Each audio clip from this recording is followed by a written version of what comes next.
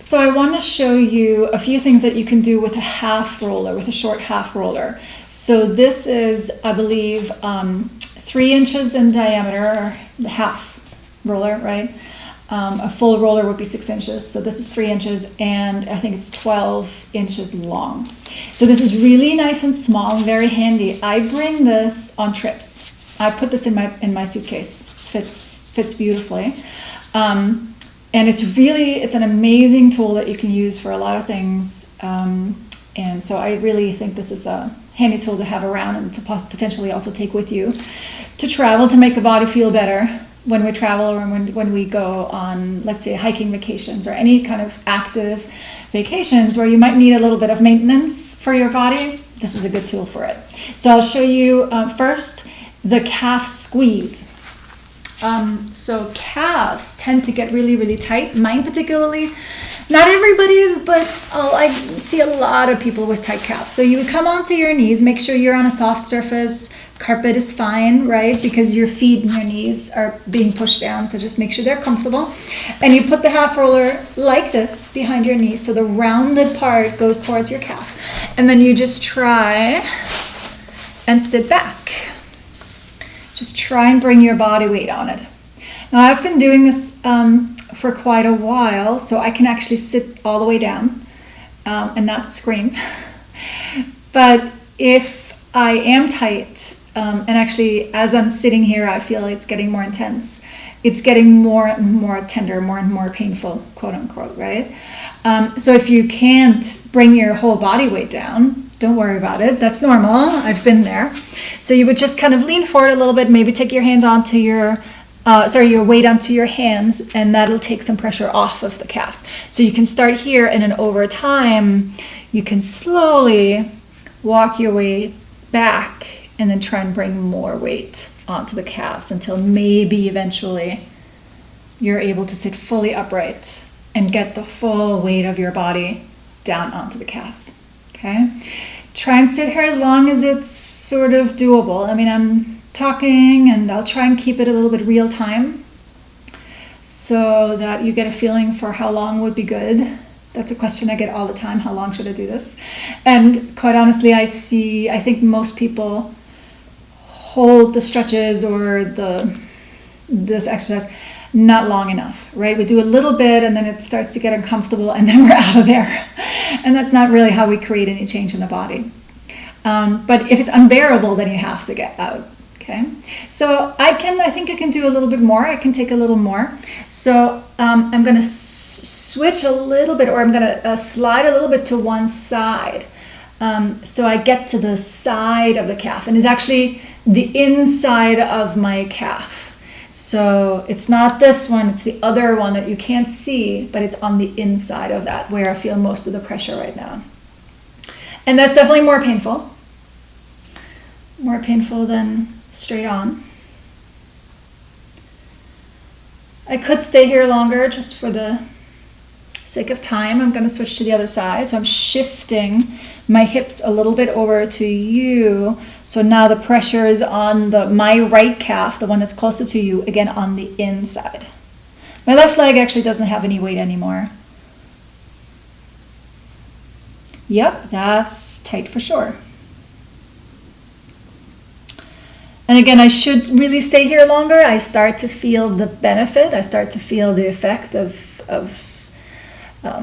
it loosening up. I mean, basically, I feel that it's tender, and that shows me that there is need to work on it more. But I'll come back to center anyway. So you can also just carefully slide from side to side. All right, so this side seems a little bit tighter than my other side. Play with it. There is no absolute right and wrong. Follow the sensation, right? Where you feel it's tender, that's where you need to work. Fairly simple. Okay, so that was this calf squeeze. And then another really good tool is if you do any sort of stretches on seated. So a lot of us do a stretch like this, right? Folding forward for hamstrings, or we do a straddle where we lean forward and stretch our inner thighs, or we do this sort of yoga stretch where we stretch to one side, or maybe we rotate across. Okay. Or maybe even cross-legged, right? Maybe you meditate, maybe you do a lot of yoga and you sit cross-legged a lot. Anything where you're on the floor, sitting on your bum, this is a fantastic tool if your hips are tight. So if you usually already have to work hard to just sit here. So if your back is slightly round or like this, or you have to kind of hold on to your legs, then again, to be fully honest, sitting on the floor and doing these stretches is not going to be the best idea, because gravity is pulling you back, but the goal is to go forward. So you're working against gravity constantly, which means you're going to trigger a lot of muscles that you're not supposed to be triggering. You're triggering all kinds of compensation patterns. So you're just making your life hard, and you're not going to get anything done, quite honestly. So if you have the half roller, you can just sit on that. So the rounded part is down, you're sitting on the flat part, and you can just start to experiment. I'm going to bend my knees a little bit to do that. It's like a pelvic rocking, right? So you rock your pelvis forward and back, you tuck, and then you sort of stick your butt out. And that's the mobility deep in your hip joints that you're probably lacking if you have trouble sitting on the floor. So then you can come into that long sit, and you can help, or the half roller will help you to lean forward. And you're going to be able to go much further forward. Now gravity can help you go deeper into the stretch, instead of you're being back here and you just trying to overcome that gravity pull, right? So obviously, if your spine is upright, that's neutral in relationship to gravity, right? If your back is this way, the gravity is in your favor. When you're going back, gravity is against you. I think I've said it enough times now. I know you get it. All right, so you just want to lean forward, do whatever you do, and the half roller assists you. The same thing in the straddle or V-sit. This is really, really tippy, so it really brings me forward. I have to scoot a little bit up, or I'm sliding down. There we go. And it just feels so good. Now the stretch is purely in the inner thighs, and there's no side effect of any kind of tightness anywhere else in my body. And I can do the half straddle, stretching this way, going into the rotation. Other side. The side bend and the rotation. And then I'm just thinking you might do this leg, the stretch that comes across with the twist. Really nice. Also, most of the time we're like that, right? If we're on the floor. So here you can really sit upright, which relaxes your spine and your back muscles as well. So that might be good. Okay. If you can think of any other stretches, feel free to let me know and I'll add it to those. Square is something I like to do. So if your knees are way up here in the square, then coming forward like that will be much easier for you. Okay. So then there's 3 more things you can do standing with the half roller. One is a calf stretch. You face the half roller and you step the front of the foot onto it, let the heel come down, maybe hold on, and just try and let the heel sink down.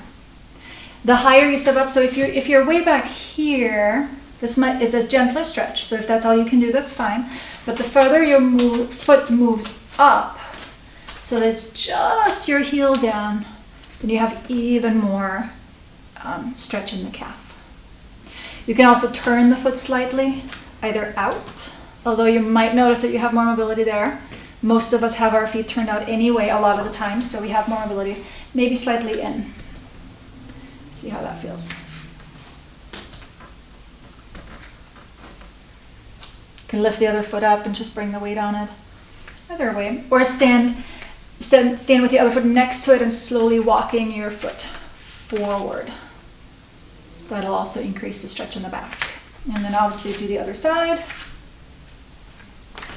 heel down. Let me start here. Maybe bringing my full body weight onto it, make sure my heel is down.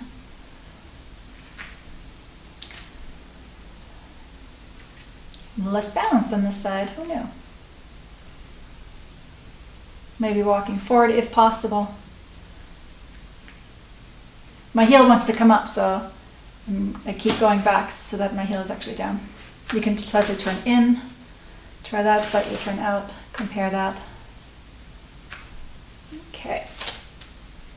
And then you can balance on it. Actually, let me stay this way. You can just step both feet onto it. Now, if you've never done this, if you've never done this, I would really recommend you hold on first. And then you can just balance. If you're up for it, you can try and actually do some ankle mobility, rolling forward and back intentionally. This will work your calves. Woo! Or you just try and keep it still. And just try and balance. Possibly on one foot. Let me just put that in the center. Maybe check your balance on each side, on each foot. You might notice that one foot is a lot easier to balance on than the other.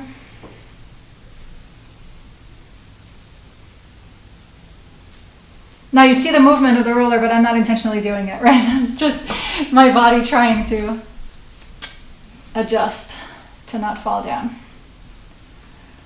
And then you can also stand on it sideways, which is sort of nice.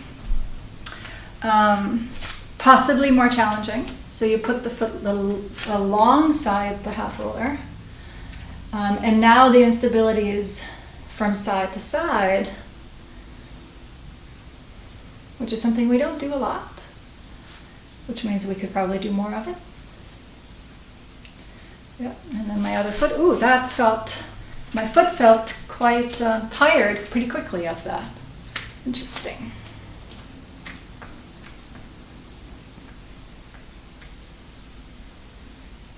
I find that we do a lot of movement on what's called the sagittal plane. So we do a lot of movement forward and back, and that calf stretch, right, that we did before. We do a lot of that in real life. So most of us are better at that. The side-to-side movement, which is called the frontal plane or coronal plane, is something we don't practice very much, right? We don't walk sideways. So this is usually harder, less practiced. Good, but fun. All right, so those were all the fun things you can do with your half roller. Go get one. Thank you so much for watching. If you enjoyed this, please give it a thumbs up. Subscribe if you haven't already. And if you'd like to see more cool information, head over to PilatesEncyclopedia.com. I'll see you next time.